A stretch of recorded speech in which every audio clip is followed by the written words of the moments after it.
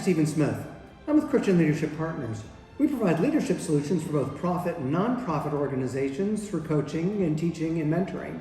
What we want to do is provide you with the tools necessary to be able to move your organization to that next level. If you go to our website at christianleadershippartners.org, I believe that you'll find the tools necessary to be able to do that.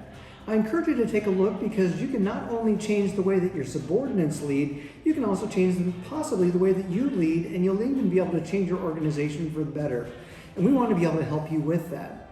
What we will do is we'll provide you with this free 30-day training program that helps you to develop your leadership skills based off of the leaders of the kings of Israel. Why would we do that? Well, there's three reasons really. The first reason is we can take a look at what good leadership and bad leadership looks like. And the kings of Israel definitely provided us with that. We can go through and identify good leadership traits and good leadership skills that these people used so that they could succeed. We can also identify the bad leadership skills and bad leadership traits that caused their failures. If we can identify those two different things, we can succeed where they succeeded and we can avoid failure where they failed. The second reason why we would do this is we get a historical record of what's going on in the lives of these people. In other words, I can take a look at their planning phase, their preparation phase, their execution phase, and the results that they achieved. It's all written down for us and it's all historical in nature. So I can take a look at the records of their successes and records of their failures, and I can implement that in my own leadership styles. So as I go through, I can identify these good things that they did and get the same good results, and I can avoid the bad leadership traits that they exhibited and avoid those pitfalls as well. The third thing that it does is it allows us to take a look at servant leadership. And we'll take a look at servant leadership at the end of this study. We're going to go for an additional 7 days looking at the leadership style of Jesus Christ. Now, Robert Greenleaf talked a lot about what servant leadership was all about, and he used Jesus Christ as his model. Now, this will help us to be able to lead within our organizations in today's society. It's totally different than the way that things operated even 10 years ago. So what we want to do is we want to make sure that we're right on the cutting edge of what leadership skills and training and everything is all about. And we want to provide you for that through this training. So let's take a look today at day 24. Day 24 of this training is all about Pekah. Now he assassinated the king before him, as the king before him did. You know, all these other leaders all thought that they could do a better job than the ones before them. And in fact, they felt that they deserved it because, well, they were who they were. A lot of times we as leaders will fall into this same trap. 2 Kings 15:25 tells us, "Then Pekah, son of Remaliah, the commander of Pekah's army, conspired against him. With 50 men from Gilead, Pekah assassinated the king along with Argob and Ariah in the citadel in the palace of Samaria. And Pekah reigned in his place." So Pekah came in and he reigned to his credit for 20 years. So he had to have some leadership skills there, but we also know that because he went in and took this position for his own gain, he probably didn't have the people of Israel in mind. And we want to make sure that we as leaders keep them in mind as well. You'll notice that all of these leaders in the nation of Israel never changed. They were never able to get to that next level. They were never able to go in and change their organization for the better. And a lot of us believe that maybe our organization doesn't need change. But if it does, I encourage you to look at this acronym for change that I'd like to provide for you. Now, the first thing that we want to do is we want to make sure that we communicate.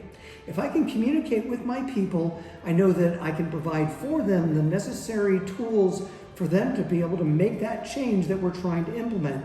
If I can communicate with them my goals and my vision, and I can give them what they need to be able to proceed through the words of my mouth, through good communication skills, and responding to what they have, then I know that we can implement this change as we go along.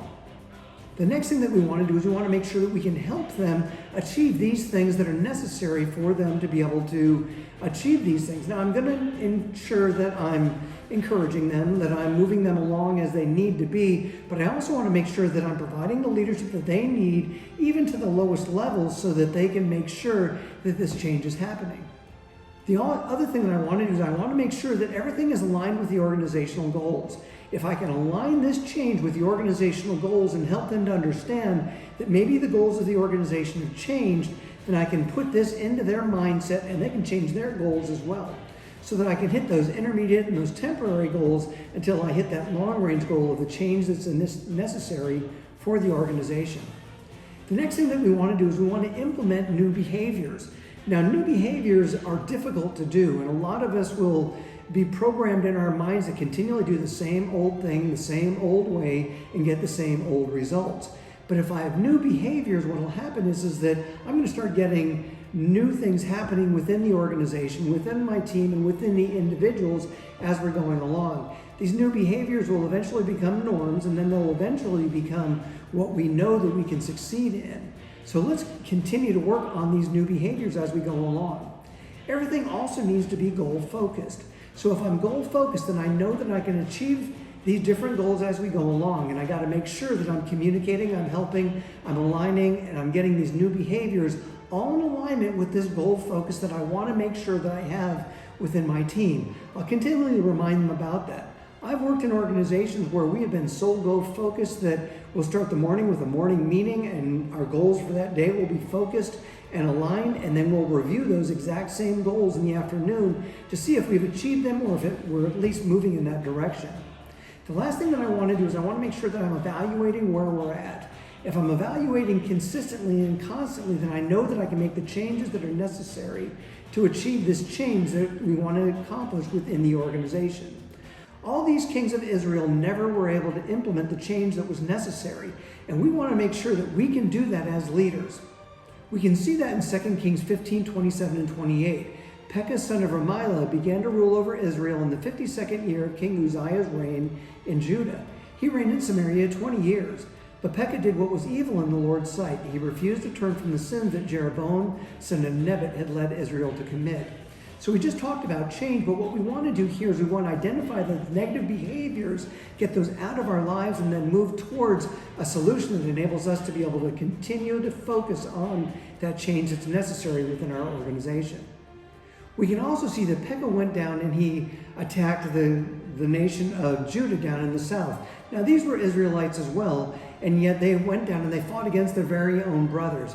Isaiah 7:1 tells us, when Ahaz, son of Jotham and grandson of Uzziah, was king of Judah, King Rezin of Syria and Pekah, son of Remaliah, the king of Israel, set out to attack Jerusalem.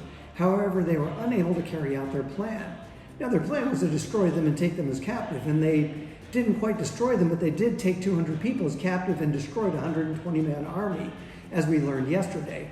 But what we want to do is we want to make sure that we're accomplishing the goals that we set out before us. And we talked about this earlier. If I can achieve the goals that we set before our team and make sure that we don't progress on to that next level, then I know that I can implement that change that we've been talking about. 2 Chronicles 28:6 says, in a single day, Pekah, son of Remaliah, Israel's king, killed 120,000 of Judah's troops, all of them experienced warriors because they had abandoned the Lord, the God of their ancestors. Now, Pekah was successful because Judah was unsuccessful at following what the Lord told them to do. Pekah was able to go through and make the change necessary to be able to achieve the things that he was supposed to achieve as a leader. Let's take a look at some of the successes of Pekah and some of his failures. He was strategic in his thinking and his planning, and he led several successful campaigns. He was good in that aspect, and in fact, he led for 20 years and was not overthrown or assassinated. So we know that Pekah actually knew what he was doing.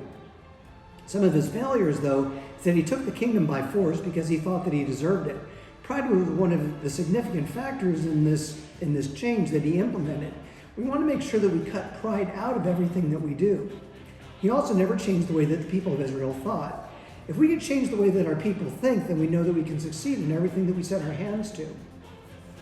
I want to conclude this session with 2 different questions, and you can download these questions down in the comments section below. But I want you to ask these questions, and if you write these answers down, then I know that you can succeed in implementing the change that's necessary. The first question I want to ask you is this: what are some of the ways that you can plan better for future events, both planned and unexpected? What we want to do is we want to make sure that I can plan the flexibility necessary in case things change or in case I have an opportunity that hadn't been there before. You want to be able to plan and prepare yourself for that. When I was in Iraq teaching my soldiers to react to initial forms of contact, we never knew from where the enemy was going to come. But I gave them a baseball analogy where they could imagine where if you're a shortstop and you get a ground ball and there's someone on first, you're going to turn the double play and throw it to second, second will throw it to first. And you practice that until it becomes second nature. You practice every single possible scenario, and we want to make sure that we can do that and keep our team informed of how to do that as well. The second question that we want to ask ourselves is this: how do you implement plans for events that have not yet happened? And can you? Well, we know that there are plans that are necessary that we have to have in writing there, and we can do that through standard operating procedures. We can do that through norms that are established or establishing behaviors like what we've talked about in our change matrix. And if we can do those things, then we can implement these tools that are going to make all the difference for you as a leader.